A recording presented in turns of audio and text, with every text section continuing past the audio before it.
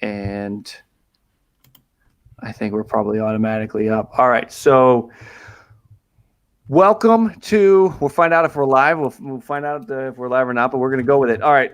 Welcome to a edition of the Dad's Podcast on BALLCAP Sports. This is going to go on both the BALLCAP Sports YouTube channel and the Dad's Podcast YouTube channel.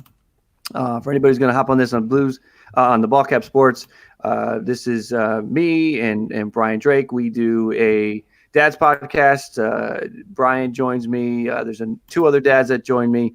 Today we're talking about Kobe Bryant as a father. There's been a lot talked about Kobe Bryant as a player and all of the circumstances around him and his daughter and everything. We wanted to take a minute and sort of do our Dads in the Wild, which is one of our segments, but we're going to do it more as a memorial, as a tribute to Kobe as a dad. So we're going to talk about Kobe as a father, and we have some interviews that we have lined up. We're going to play those, and we're just going to talk. Anybody that wants to hop in and comment and talk to, we'll talk about it. The whole Kobe news is still fresh with everybody. But Brian, thank you for joining me to talk about Kobe. Tell me, I guess, give me some of your, give me like one of the earliest memories you have of Kobe, because you, like me, kind of grew up, left high school at the same time he came out of high school, and we all went to college, and he was like our age almost. Yeah, here, I mean, it really is. I turned 40 this year, so he's 41 when he passed away. And I remember watching those Kings-Lakers games when the 5 minutes the Kings were good. I remember watching those series in the Western Conference playoffs in my basement at my parents' house when I was still in college. I loved Kobe's tenacity. I loved the way he attacked on the floor, and he just never stopped. He was like the guy that I thought I was when I was playing bar league softball, and you're just way too into it and you're a killer. That's what Kobe was. Kobe Bryant on the basketball court was a straight killer. And that's why I was such a fan of his. I wasn't a Shaq guy. I liked Kobe, and I thought he was criminally underrated in terms of the top players of all time. I think he's in that top 5 conversation. And it's very sad to see what happened to not only him, but I mean his daughter and the other folks on board. And I hope those other folks, we get into it here as the show goes on, I hope that those folks get their due in the coming days and weeks as this tragedy unfolds and there's funerals and whatnot, because there's a lot of people that are affected from this. And as a dad, and you're a father, and we do a dad's podcast, boy, oh boy, I mean, just the thought of, imagine you lose half your family like that. Right. Imagine if your wife and one of your kids were gone in an instant like that. I mean, it's soul crushing what happened to so many families yesterday in California. Yeah, we were on live and we were talking about it. Each person on that helicopter had a community that they were the rock of. They were extremely important to, whether they were somebody's husband, wife, father, mother, daughter. They were somebody important to a lot of people. So there's a lot of people grieving in the sports world. We are focused primarily on Kobe and his daughter, and that makes sense. We are focused on the Altobelli family because they had ties to sports. They were you had Jeff McNeil, you had Aaron Judge yesterday tweeting out because they had interactions with the Altobellis, and that's sort of tied in a little bit to sports. But you've got a lot of the other, ABC News, NBC News. They're doing, today NBC News with Lester Holt. They did a good job talking about the other members of the other victims of the helicopter crash. Those names finally were released to the public this afternoon. And, it's in the sports world, we're focused on Kobe and the Altobellis because they cross into the sports world. I do think the other news outlets are doing a good job of sort of shining a light on the other victims. And so we are, because we're on BALLCAP Sports, we're primarily gonna do a little tribute for Kobe, as a father. We're not really going to talk about him as a player. We're going to talk about him as a dad, because over the last handful of years, it was evident that was very important to him. That was the part of his life that he was really embracing. I heard an interview. I was listening back to a lot of interviews. We're going to play a couple of interviews, but some of the interviews I was listening back to that we're not going to play. One of them was him talking about retired life. Does he like retired life? Does he have the urge to go back? And he looks at the other greats in the other sports, and he's like, no, like I have my own flexible schedule, and I've got my kids, I've got my family, and that's what was first for him at that point. Let me play a video, and for everybody watching right now, bear with me for a moment through the technicality of this, because I'm going to take a video. This is Kobe talking to Jimmy Kimmel about being a father. Give me one moment. We're going to get this up. We're going to go. And here is Kobe talking with Jimmy about being a father. It was pretty cool, man. And then having my kids there, having my wife there, and our little baby Bianca, who was asleep when we first got there, so pushing her in the stroller. But it was her, just for her to be in that environment. Not that she'll ever remember any of it. Right, yeah. But the fact that she got a chance to kind of participate in that is pretty sweet. Yeah, it would be a little bit strange if you look back on that stuff and she wasn't in it when she is a teenager. How about your older daughters? Were they impressed by all the love and admiration that rained down on you there? I think so. Yeah. They'll never let me know it. They don't acknowledge it. Yeah. But so when I was thinking about what am I going to say? Right. I figured at this moment in time is when I have their undivided attention. Speaking of my two daughters, 14 and 11. So if I'm at home and I'm talking to them, they're not going to listen to a word I have to say. Oh, right. But now in front of thousands of people, they have to pay attention. Sure. So therefore, I'm going to talk to them about hard work, and they can't just roll their eyes at me, right? So I have their undivided attention. So I stole that moment to teach them something. But they could care less. Yeah, they met Adam Levine and Kendrick Lamar. They're like, all right, this night is awesome. Right, yeah, that's exciting stuff. Yeah. Do they love that when celebrities that they admire will come up to you and speak to you? Oh, God, yeah. They Who's the best one? The one that was most impressive to them? Taylor Swift. Oh, yeah, right. Vin Diesel. Mm-hmm. Really? The kids like Vin Diesel? Oh, Fast and Furious. Really? Wow. Yeah, so that was pretty awesome. Yeah, that's pretty good. I got major cool points for like a good 2 months off of that. But Beyonce's the best one. Oh, Beyonce is the best one. Yeah. Beyonce was hands down. Oh, really? Did she say anything to the kids? Yeah, well, I'm always trying to teach lessons to the kids. Again, they never listen to me. Yeah, right. We went to go see Beyonce in concert. We went backstage. We said hello to her and stuff. And I just said, man, amazing. You're still killing it. She goes, yeah, I learned from you. And I look at the kids like, dude. Mamba mentality, dude. Like, come on. If that doesn't make an impression, what's going on? Like now you have to listen to me. I am Jimmy Kimmel. If you enjoyed the video, hit subscribe. All right. So, Brian, give me your thoughts. What is your take on hearing him talk about just being a dad? Because first thing I think about is him being a dad is just like any other dad and dealing with your kids. Exactly. Kids don't care what you do. So many athletes and actors and professionals out there that we look up to often talk about their children, and it's the same story. Their kid doesn't see them as, oh my God, that's Kobe Bryant. Like, he was so cool for the Lakers. There's like, yeah, that's the guy that tells me to pick up my room and take out the garbage and is on me about being on my phone too much. So when I first heard about this Kobe thing, and then I heard his daughter was with him and all that, I was with my son at a grocery store. And I saw it on my phone, and I'm looking at him, and I'm just thinking, and it kind of shocked me because I'm like, wow, Kobe Bryant, he's a big deal. And just the fact that such a young life was lost with potential, and I'm talking about Kobe's daughter here. As a father, you can't shake that. You can't think of losing one of your own. And anyone that has, who's watching this, who maybe has lost a child out there, my heart goes out to you. It's got to be the most gut-wrenching thing in your life. That these young people who died in this crash are, to me, the saddest story. Kobe, as great as a basketball player he is, he's a 41-year-old man, made millions of dollars, had a great life. There's a couple lives in there that never barely even got started. And that's really the shame of this whole thing.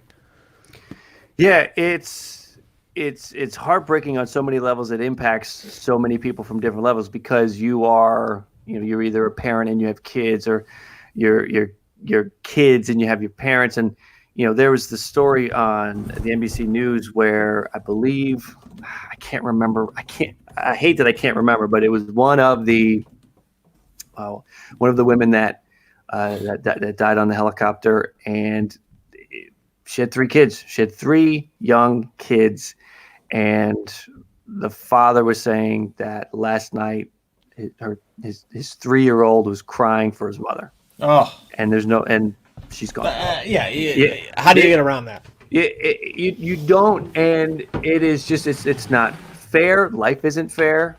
We all get that, but there's just some things that people shouldn't have to deal with and go through, and unfortunately, this is something here. And Kobe and his daughter,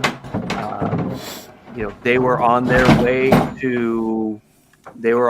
to a game, and he used that helicopter frequently. In that Kimmel interview, we picked up at about the minute 30 mark. Prior to that minute 30, it was Kobe talking about how he used the helicopter, takes the helicopter everywhere, doesn't use the highway, won't do it.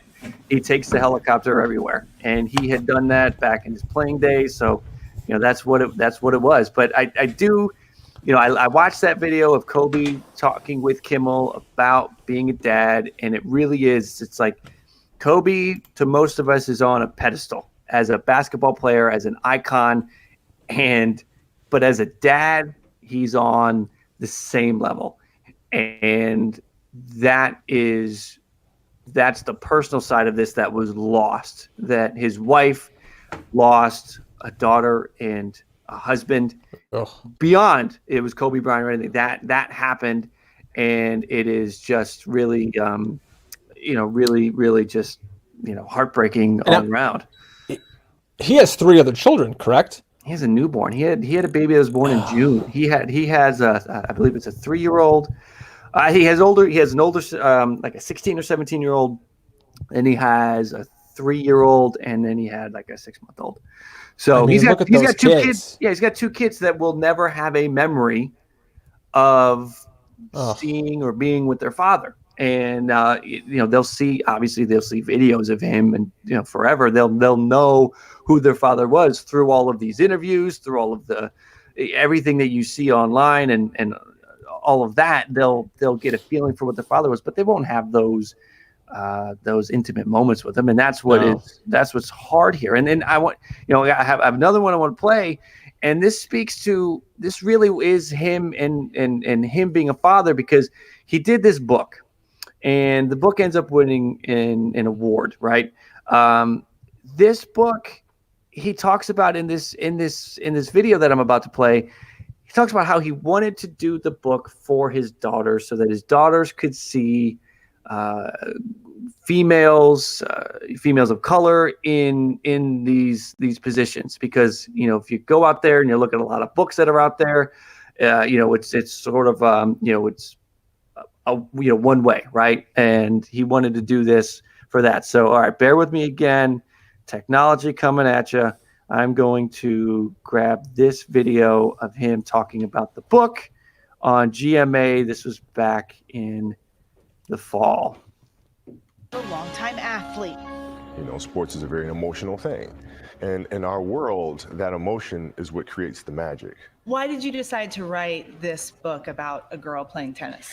Well, I have 4 girls at home, and I want to make sure it's important that they, see characters that look like them, and that are also athletes. And they get tired of hearing my voice of be persistent, work hard, believe in yourself. They're kind of like, okay, Dad, all right, I got it, we get it. So when I can put them into stories like this, hopefully we'll get that same message without having their parents in their ear all the time. What is the lesson that you want little girls and little boys to take away when they read this book? The biggest thing for this book and all our books in this series is self-awareness, how to be aware of the anxiety that you may feel, the pressures, whether self-induced or coming from parents or coaches, how to deal with failure, how to deal with success. And unfortunately, we tend to think for our children as content like that is a little too heavy or a little too rich for them at this time. And we disagree. We feel like it's important to have those conversations at an earlier age. Yeah. I mean, now you have a 16-year-old. We have a 16-year-old, yeah. That's like dating age. I don't. That's what they say. How is Kobe the dad with the guys come into the door? Fortunately for me, we haven't really had that happen. So she's keeping it from you. Well, hey. Let's be real. Listen, maybe. I don't want to think about that. But I think that's every father. Yeah, for sure. Stay away. No boys allowed. I'm kidding. Well, but I'm not. It's a little intimidating. I am, but I'm not. Kind of, but not really. You could feel. I mean, he was just a dad. He was an NBA superstar. He was a legend, but he was also just a father, and you can see that in some of these interviews. And the money that he left behind means nothing to those three kids. He obviously is a multi-millionaire many times over, more money than you and I will ever see in our entire lives. Yeah. But, would you trade the time that you've got going forward, God willing, with your kids for all that money? No way. You'd rather, you wouldn't. Right. No. So you gotta enjoy the time you've got with your kids, enjoy the resources you have, and realize it really is about the little things. If your kid likes, kids are weird where they'll go like, I just like swinging on one swing at the playground and I could sit here for 3 hours. And as a dad, sometimes you're like, oh my God, how long do I got to sit here and push this kid? I got things to do. I got, I got to play basketball tonight. We got to make dinner. We got to do that. Sometimes you're just going to sit back and relax and think, it's pretty damn cool just pushing this kid, because there's going to be a day when that kid grows up and goes off to college and you're sitting on your ass at home and you're like, I got nobody to push. Yeah. No, it's true. And you get the feel from these interviews and other interviews that Kobe was aware of that.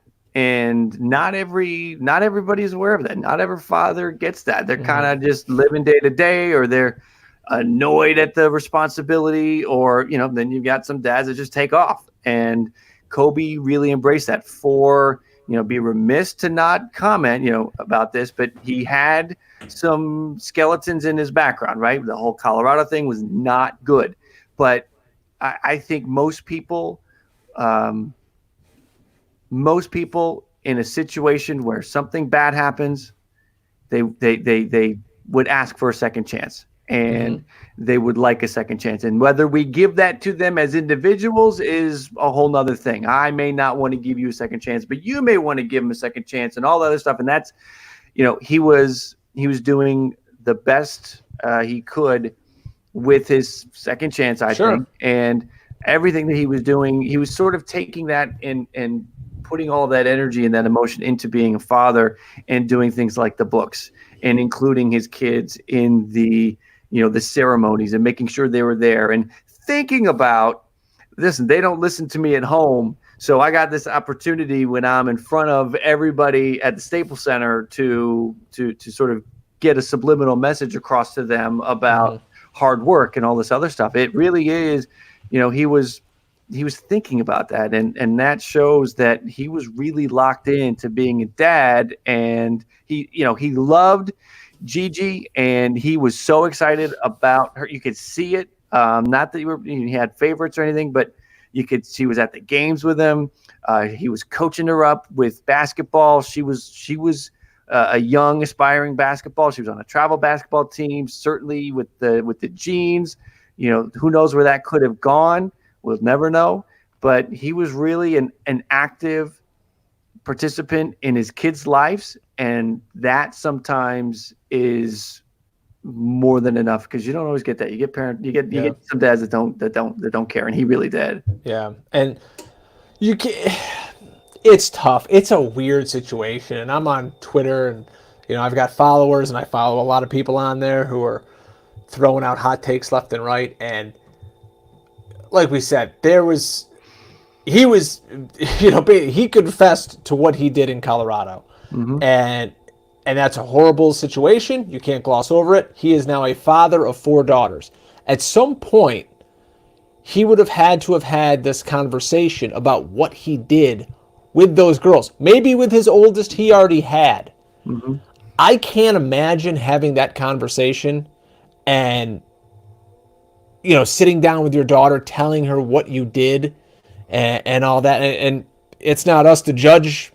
That's on him. That's on his family. However, his wife chose to forgive him, and she did, and they moved on. But, we're more focused now on there was 9 souls lost on that plane. And it's a horrible thing. And we're just taking the time now to talk about Kobe and his legacy as a father and as a basketball legend. And let me ask you this, Jim. Let's kind of switch the focus on a hair. I had a guy that I work with. He sent me an email and a text. He goes, "Hey man, can you fill out this form? We want to it's some survey or whatever, a petition. We want to change the logo of the NBA to be Kobe Bryant." And we've got Mark Cuban for the Mavericks, and he's retiring the number 24.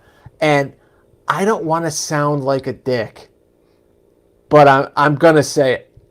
It's too much. It's emotion. It's overkill. Yeah, it's emotion. When people are emotional in any situation, whether they're emotional for sadness or anger or or just too happy, they will say things and do things that maybe they don't mean, and it's good to let it sit for a minute. Now, the Mavericks jumped right on it. They're going to retire the number 24. But I see calls for it league-wide. I'm like, right. Why? No, you can't. Yeah. Why? What are you going to do when Jordan retires or dies? What are you going to do when Magic Johnson dies? And Bill Russell, Kareem, guys who actually meant way more to the league and the game than Kobe Bryant. Kobe was awesome. He was a top 10 player in the league. I really enjoyed watching him. Yeah. He's not MJ. Not even close. No, he's not MJ, but he's in the conversation with MJ. Not in terms of, the sneakers, the clothing, the icon, the status, the bringing basketball back. Yeah. Kobe was nice. He was that bridge. He was MJ to LeBron. Kobe was that guy in the middle, winning 2 titles with some shady characters on his team. But, he's not Jordan. I think what it is, it's the emotion coming out. It's the emotion, because if you were to revisit this in a week, I think there would just be different feelings. Not that the feelings that people have right now are wrong. It's that the feelings that they have are just their emotion. And we don't necessarily make level-headed decisions when we're emotional. Whatever emotion that is. Again, happy, sad, angry, whatever the emotion is. And that's why you have these calls for, 24 or 8 being retired across the league. You have people asking for the logo to be changed. And that doesn't make sense, because you're right. As tragic as this is, we're going to have a day when some of the other all-time greats pass away. And I don't know, it doesn't make sense to just retire all the numbers or whatever you're going to do. The Lakers, what also hasn't happened is we haven't had a fair tribute yet. And that's because the Lakers haven't played a home game. And they're not going to play a home game tomorrow because that game was delayed. The Lakers need to have a home game. And that is where we'll have the opportunity to do a tribute. There will be a tribute at the All-Star game in a few weeks. There will be a tribute at the Hall of Fame ceremony. So we'll have these tributes, and that will sort of give everybody's another step in the grieving process and sort of coming along the road with that. Because right now the first thing is, all right, we got to do something. What can we do? Okay, we're going to retire the number across the league, or we're going to change the logo. And that I don't see that happening. The only tributes that we really have that are going on, other than the Mavericks retiring 24, are teams taking 8 and 24-second violations, which is nice. That's great. And you had Trae Young wore the number 8. What I would be in favor for is if you wanted to go on and you wanted to have maybe you wanted to have a patch on for the rest of the year or something. I think the patch is a given, but what you could do is, baseball with Jackie Robinson. On Jackie Robinson Day, everybody wears 42.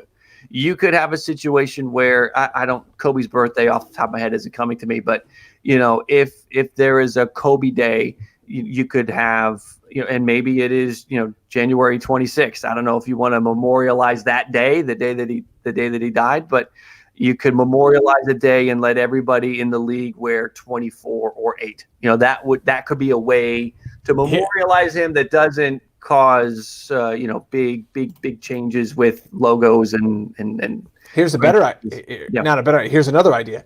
How about you want to have Kobe have a day, okay? We're talking about Kobe the father, really loved his kids and all that. You have a day where you want to memorialize Kobe Bryant. All the players could bring their families to the game. When they come out and they get introduced, the families, the kids are with them on the bench. Yeah, and the kids they come out and introduce them at the beginning of the game. And if you want to have kids sitting on the bench during the game, something like that. Sure, that would bring crazy awareness to it. And you go like, oh man, look at these games. There's kids all over the place. Makes the NBA look human. Makes it look like a family atmosphere. Yeah. And that would be great because of Kobe, because of these last few years since he retired, how family oriented he was, to have a connection to families. Right. And it couldn't be on his birthday. I just looked it up again. I didn't remember that off the top of my head. His birthday is August 23rd. So nobody remembers that is during the off season. So you would have to do something. You would have to pick a day, a Kobe day. Maybe it's the day he made his debut in the NBA, something like that. So yeah, we just we wanted to do a Dads in the Wild. Again, anybody who's tuning into this, you see the logo in the top corner of Dad's Podcast. This is normally on our Dad's Podcast YouTube channel. We're doing it on BALLCAP Sports because we're talking about Kobe Bryant. We're talking about him as a father, and this will end up going up on both the Dad's YouTube channel, and this will go on the BALLCAP Sports channel. If you're a father and you are checking this out, would love if you hopped over and did a sub for the Dad's Podcast page. But let me we'll kind of start to wind this down. Before we do, though, Brian, any final thoughts you have on Kobe as a father? The whole situation in general, because again, this isn't just about Kobe. This is about the 9 souls that were on the helicopter. Just general closing thoughts from you before we wrap. Kobe Bryant was a hell of a basketball player. That will never be debated. He was awesome. He's a top 10 player all time. I hope the work ethic that he showed on the court rubs off on other people. I hope that the love for his daughters rubs off on more people. And I hope that people don't forget that he wasn't the only one killed in this. Just horrific accident. Hug your kids, be a good parent, be a good dad if you're watching this, and realize, man, this could all end in an instant. I sat down with my Northwestern Mutual life insurance guy, and he's like, yeah, we're going to do your life insurance. We're going to say you're going to die at 95 years old. And I'm just thinking to myself, like, man, they get every sucker on here to say I'm going to die at 95. Kobe Bryant died at 41. You had this whole life planned out. Like, I'm going to do this, that, and the other thing, man. Enjoy it today. Enjoy the kids. Enjoy the wife. Enjoy the house you've got. Be thankful for what you have. Don't worry about everything that you don't have and that you want. Because life is short. Life's precious. And I'm glad we could talk about that today. Yeah. I would sort of piggyback on that. Nothing is given, and enjoy the moments that you have. If you have kids, enjoy every moment of it. If you have parents, and maybe you're a little bit older and your parents are bugging you, just know that your parents love you. There is no love like the love from a parent to a child, and you don't understand that until you are a parent yourself. It's just a whole different animal, and I think we saw that is with Kobe these last few years, with how involved he was publicly. You know, a lot of his involvement. You know, most people when they're involved with their kids, it's, you know, behind closed doors. It's not out there. But Kobe was out there with his daughter. He was doing the book. He was doing all this. So he was out there in the spotlight, being the dad, and doing a good job of it. So yeah, hug your kids and just enjoy being here. Enjoy that we're here, because it could be gone any moment. So, all right, that is going to do it. We went a little bit longer, but that's okay on this Dads in the Wild. Normally when we come on do Dads in the Wild, it'll be a quick few minutes, but this one was longer. I think it was good that it was longer. Brian, thank you for hopping on. You can follow Brian at Drake Fantasy, and you can follow me here on YouTube. I've also got Jim Riley Live if anybody wants to do that. We also have a Dad's Podcast Twitter page, Dad's Podcast Live as well. So thank you for watching the video. If you hopped on when we were live, thank you for hopping on. And we'll be back to talk soon. We'll be doing another Dad's podcast in the next couple of weeks. And we do Dads in the Wild as needed. So thanks again for watching, and we'll talk to you guys soon.